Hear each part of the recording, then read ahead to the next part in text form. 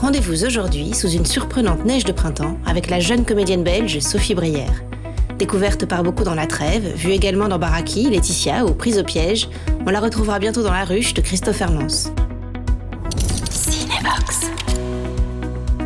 Bonjour Sophie, est-ce que vous pouvez nous dire ce qu'on fait ici aujourd'hui? Aujourd'hui, nous sommes dans mon club de foot, le FC Kosova. C'était un lieu en fait qui m'évoquait le cinéma, mais par plein de prismes. Le foot, comme le cinéma, m'évoque en fait l'idée de se battre ensemble et de pouvoir toujours communiquer de la meilleure manière possible, par exemple sur un plateau.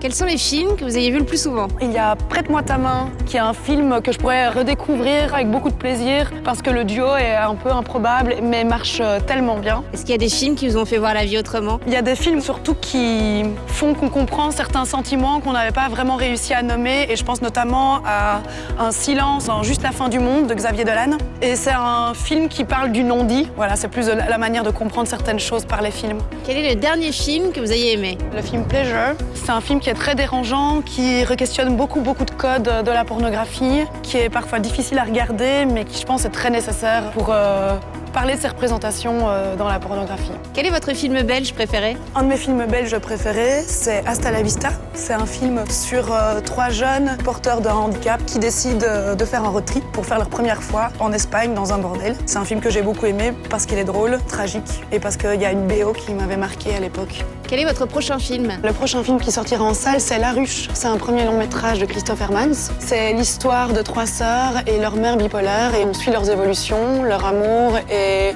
la manière dont elles se sauvent et dont elles se libèrent ensemble. Parfois, elle est fragile. Mais elle n'est pas fragile, Marion.